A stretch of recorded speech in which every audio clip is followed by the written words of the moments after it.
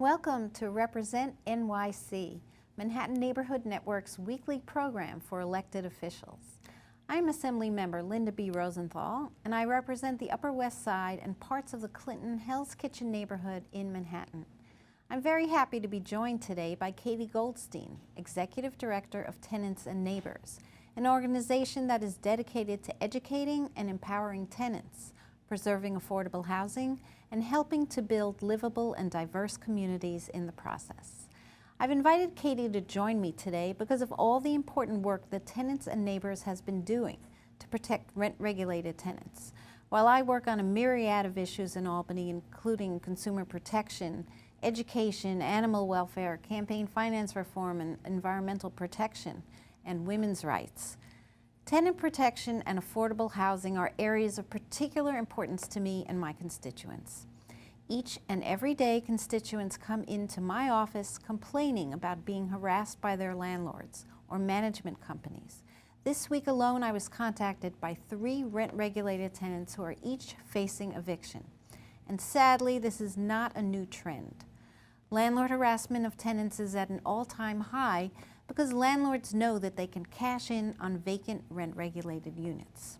Landlords bring bogus charges against rent-regulated tenants in hopes that they will be too scared to fight, or for the brave ones that do fight, that they will lose in court when they go up against high-powered attorneys with little more than a prayer. The deck is stacked against the tenant, and through harassment, we are losing countless units of affordable housing each year. What makes this worse is that we are, and have for the past several years, been in the midst of an affordable housing crisis. The city is fast becoming the home of only the very wealthy or the very poor. People are getting pushed out of their neighborhoods and into homelessness at alarming rates. Between 2005 and 2012, rents rose by at least 11%, whereas renters' income stagnated. And in 2012, more than half of all renters paid more than 30% of their income toward their rent, making them extremely rent-burdened. This makes it impossible for renters to pay their rent and also to afford the other costs of living, such as food, medicine, transportation, and clothing. Landlord harassment, though, is not the only contributing factor to rapidly dwindling affordable housing stock. Frankly, it's merely a symptom of far greater problem, one which has many causes and complicated solutions. Katie Goldstein is here today to talk with me about some of the causes and, more importantly, some of the solutions that may actually, for the first time in a long time, be within our reach. Katie, before we get into the weeds on affordable housing, why don't you tell us a little bit about what Tenants and Neighbors does? Sure. Thank you, Assemblymember. It's so great to be here with you on the show. Tenants and Neighbors is a citywide tenants' rights organization, and we do organizing in subsidized and regulated housing in New York City, really to keep the housing affordable for the long term and also to strengthen tenants' rights.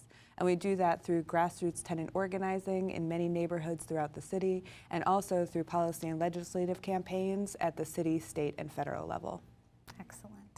So, as you know, every so often in the past, it's 1997, 2003, 2011, and next up, 2015, the rent law expires, and it's up to the state legislature to renew the rent laws. So please go into why the rent law renewal period is such a critical time for tenants. Sure. 2015 is going to be a very big year for tenants in New York State. Every couple of years, like you said, the rent laws expire, and the rent laws are laws that govern rent-regulated housing in the city. So that is both rent-stabilized and rent-control housing. When the rent laws come up for renewal, that's usually a time in which either the laws are weakened, as they have been for many years, or they're strengthened, as we saw in 2011, which we're going to talk about a little bit more today. So the next time that this opportunity is for the laws to either be weakened or strengthened is in 2015. And this is so critically important because rent regulation is such an important affordable housing resource for low and moderate income tenants in the city.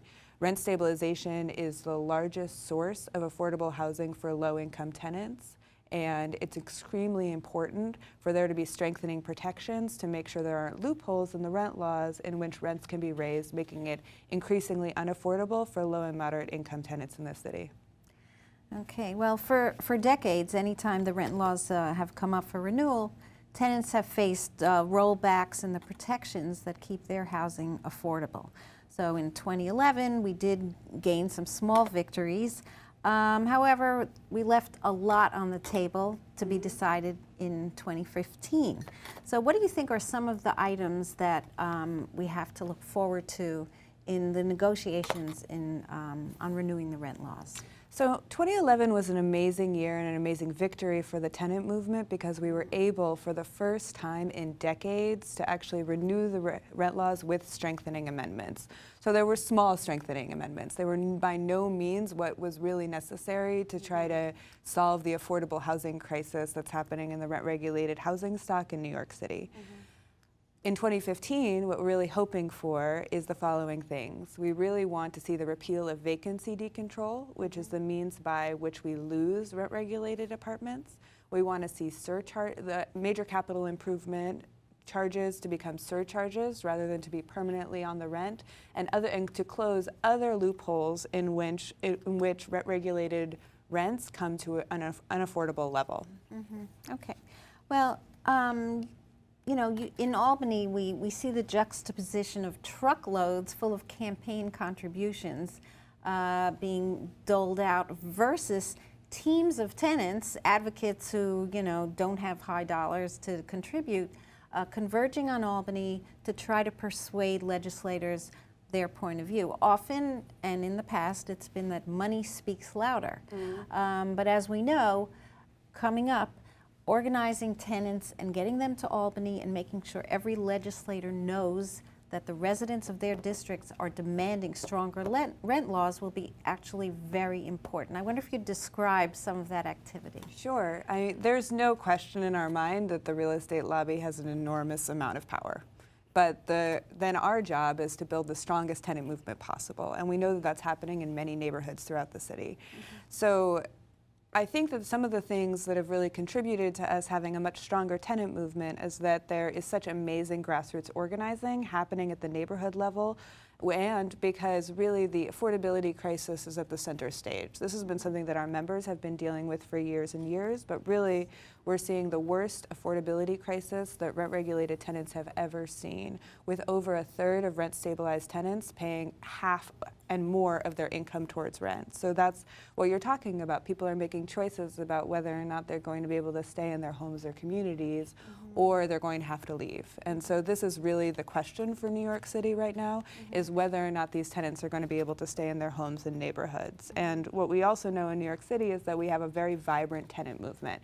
So we have tenants organizing in all boroughs really to strengthen tenants' rights. They're organizing against predatory equity landlords that are targeting affordable housing, buying it for far more than it's worth, with the goal of trying to get rid of long-term tenants that pay lower rents and taking advantage of these loopholes in the rent laws. And really the whole tenant movement is looking at the affordability crisis as really needing to be solved by next year in Albany during the rent law renewal.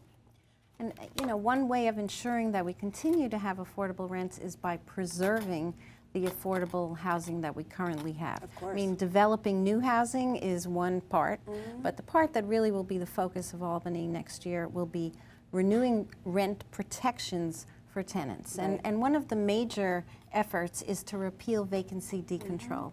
I carry the bill that would repeal vacancy decontrol. I wonder if you'd explain what that means and how changing that can change the landscape of tenant protection. Sure. So vacancy decontrol is the largest threat to rent-regulated housing. It's how we've lost over 100,000 units in the city, and so that's 100,000 units or more of affordable housing. Just in the past few years. Right. So that's something that is extremely important for us to focus on.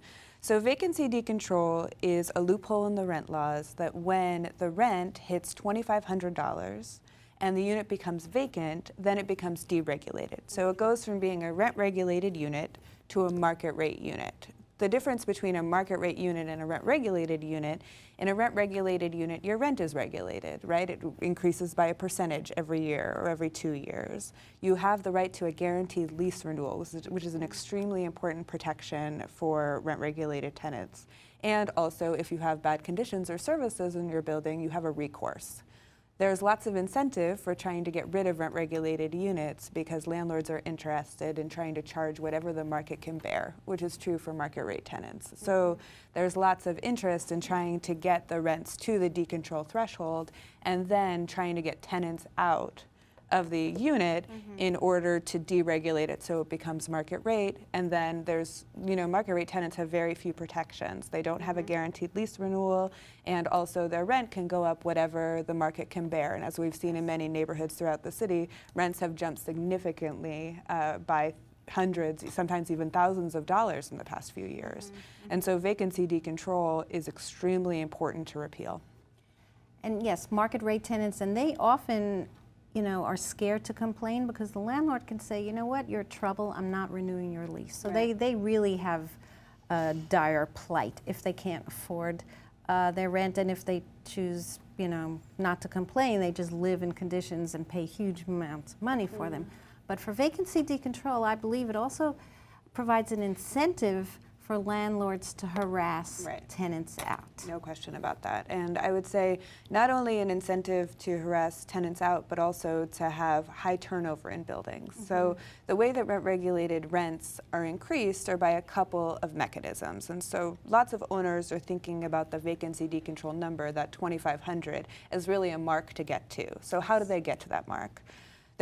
They do it through Rent Guidelines Board increases, which happen annually. The Rent Guidelines Board just voted recently for 1% rent increase for one-year leases and 2.75% for two-year leases, even though in the past years it's been much higher than that. And so that's the annual increases that tenants get. There's also something called major capital improvement increases, which is something that we're hoping to reform in Albany next year. When there's a capital improvement on a building, such as repairs of an elevator or a roof, the cost then goes down to the tenant, and it's a permanent charge. So that is permanently on the tenant's rent. And so something that we're trying to reform is for it to become a surcharge. So many of our members are dealing with major capital improvement charges that are really getting the rent up higher and higher. I mean, the tenant ends up paying for the roof long after the roof has been repaired. And it becomes part of the base rent, so every time you get an increase, it's an increase on the rent on top of the MCI that you continue to pay until you're gone. So those are the two means in which rents go up for long-time rent-regulated tenants when they're in their apartment. And then there are different rent increases that owners can get upon turnover of units. So that's why there's such incentive to have tenants that live there only for 1 year or for 2 years and just get folks to come in and come out.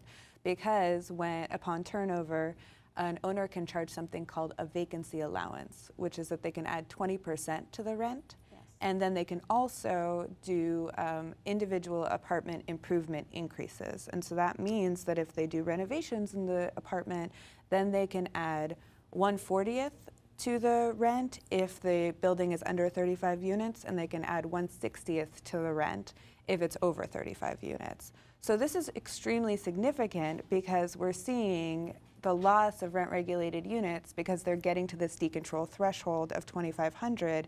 And so if you add it all up, if you add the RGB increases, if you add MCIs, that tenant leaves, and then you've got a vacancy bonus and an individual apartment improvement increase. And then another tenant comes in, another RGB increase, another MCI. We're seeing rents go out of control and becoming so much higher.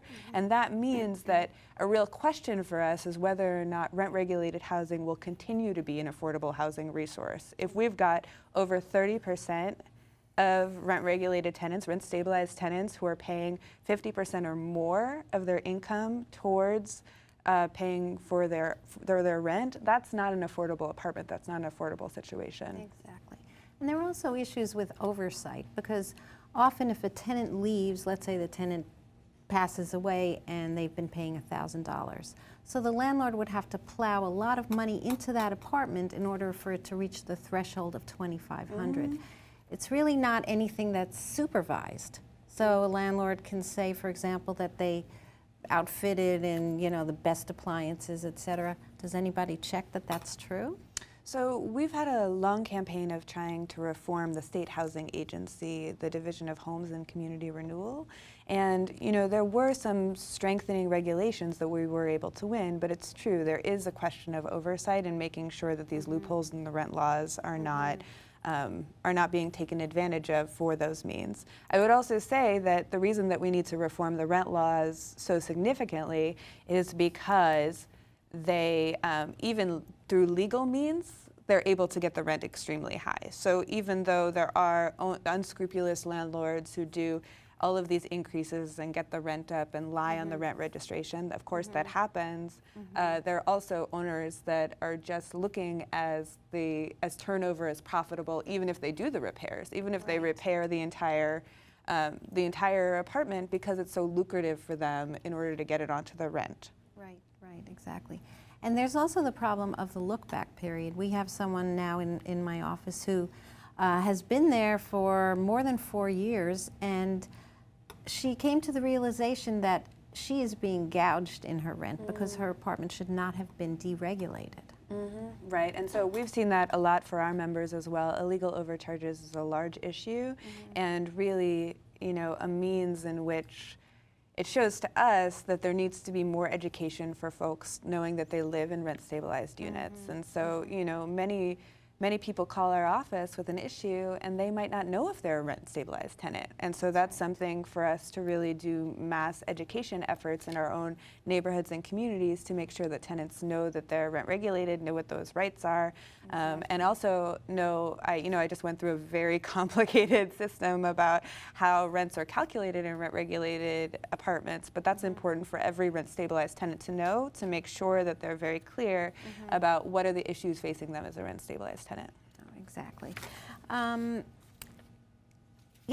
There's also an issue about rent control tenants, and there are approximately 40,000 or maybe fewer apartments left that are under the rent control laws. And I sponsor a bill that would change the way rent control tenants' rents are raised, which right now there could possibly be a 7.5% increase every year.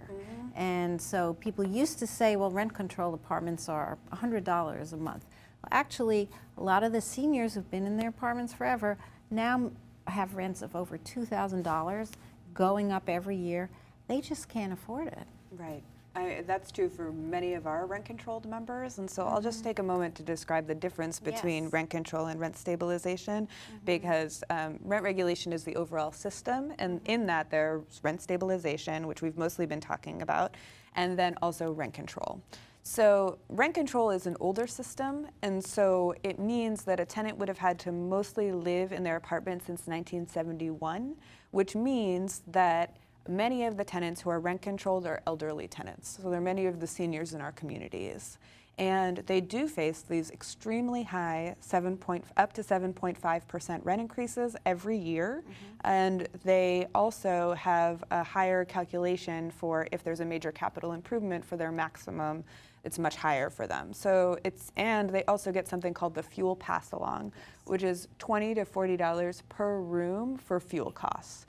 We think that this is incredibly unjust and really is a way that rent control tenants are targeted to have much higher rents, even though there's this idea that rent control tenants are paying so little for rent for enormous apartments. That's just not the case. Many of these rent control tenants are really struggling to see if they're going to be able to stay in their homes and communities in the later years of their lives. And so this is something that is really important next year, for there to be some reform for rent control tenants. I mean, what in this city goes up 7.5% every year? Right. Nothing except maybe, certain corporate executives' salary. But seniors who live on fixed incomes, Social Security went up 1.5% this year. Right. That is not in keeping with how much their rent can go up every year. Right, of course. And so something that was really amazing that happened this year was the expansion of the Senior Citizen Rent Increase Exemption Program, so the SCREE program. So previously, the only folks that qualified were seniors who made $29,000, and now it's been expanded to actually include $50,000, up to $50,000 for seniors, which is an incredible victory. The issue, though, still remains that seniors are paying unbelievably high rents, and the system itself about the way that the rents are calculated needs to be reformed. Yes, and actually the legislature did include that in the budget this year to raise the limits to $50,000. But when I've spoken to landlords and I've said, you know, seniors can't afford to live in their apartments, they've said, well, now SCREE is higher. But you know what? Not everybody is eligible for SCREE, and with the rents going up precipitously every year, a lot of seniors are finding that in their golden years, they are just stressed out and fretting every single day about how they're going to make that rent. And that's true for many of our members. We get calls, you know, far too often than we should about seniors really asking us the question, how am I going to be able to stay in my home and my community? And, you know, many of them have families that were unable to afford to live in the city, right? Their kids or their grandkids, and we don't want that to be the kind of city that we live in. We want there to be generations of folks who have lived here being able to afford to live here for the long term. Exactly, but at the same time, we have new people coming into the city, the lifeblood of the city, the future artists and creative minds of the city cannot afford to live here. Right. And that is a downfall of many cities, that they don't get infusions of new energy, new creativity, because there's nowhere for those younger people to live. Which is why vacancy decontrol is so important. So we need to make sure that we have the resources of rent-regulated units. If we keep on losing them at the rate that we have, then the new folks that are moving to the city aren't going to be able to have rent-regulated apartments, which is incredibly important for them to have. And this is why I think the rent increases that happen over turnover are also so significant, because someone might move to a rent-regulated building and there might have been people that have just stayed for a year, and the rent has become so unaffordable that it's not really an affordable apartment for them. So it's very important for us to make sure that rent-regulated housing is both protected and preserved and is an affordable housing resource. Exactly. So why don't you describe a bit what happens around, you know, when session begins and we start discussing the rent regulation renewals? So it's very important for us and anybody who's watching to be talking to their legislators, their state legislators, about why this is such an important issue for tenants in New York City. It's sometimes a difficult jump to take the affordability crisis that's happening in your neighborhood and bring it to all of these complicated rent laws and you know, pieces of legislation in Albany, but that's the jump that we really need to make. And what we need for next year is to have the strongest tenant movement possible. And that means rent-regulated tenants and also anybody that is concerned about the fact that New York City is becoming so unbelievably unaffordable, whether they're rent-regulated tenants or not. We need them to join the fight. And so something that we have to do, and we are doing, of course, currently, is meeting with legislators in folks' districts, really getting them to educating them sometimes about the importance of these different pieces of legislation. We're trying to increase the amount of co-sponsors on the different pieces of legislation that we're going to be pushing next year. So folks are working on this particular legislation. And then it will be lots of mobilizations up to Albany and actions in different neighborhoods where we can really highlight the affordability crisis that's happening in every borough, in almost every neighborhood in the city. Including neighborhoods that once were considered so dangerous that you wouldn't walk there. Those are now being gentrified, and the people who've lived there are basically can't afford to live there anymore. And old timers can't afford to, you know, to be there anymore. So the New York State Assembly is traditionally the Democratic-controlled body that is the tenants' hero, and that's one of my main doings in Albany, is fighting for tenants' rights. The other house, though, has been the place where the campaign contributions have the most impact. And so what do you foresee about that next year? We're hopeful in the upcoming year that we can work with the Senate to be able to get the strongest tenant protections possible for rent-regulated tenants. Okay. To me, when my constituents come to me and ask me to champion an issue, to, you know, fight for them, that's what I do. In other districts, well, for example, upstate, there are not many apartment buildings, so the legislators there are more swayed by campaign dollars given to them by landlords because they don't have constituents asking them. But there is a right thing to do and a wrong thing to do. And how can we change that dynamic that money talks louder than constituents? The only thing that we can do is to get as much people and as many tenants organized as we possibly can. That's It's right. really the difference between money power and people power, and so what we need to do is have the strongest tenant movement possible working on these issues in Albany next year. Right. And Tenants and Neighbors is known for marshaling the forces in the city, and I know that you're hard at work getting more and more people to join up, and that promise to make that trek up to Albany next year, and continue pushing their legislators to stand up for what is right and to guarantee that New York City can continue to be a livable city for people of all economic stratas. That's very true. And, you know, this is something that Tenants and Neighbors, we're a citywide organization. There are plenty of other organizations and neighborhood-based groups that have been doing this work also, where their members are saying, the rents are becoming so unaffordable, we need to repeal vacancy decontrol. We need to reform major capital improvements. We need to get rid of the vacancy bonus. Yes. We need to reform individual apartment improvement increases.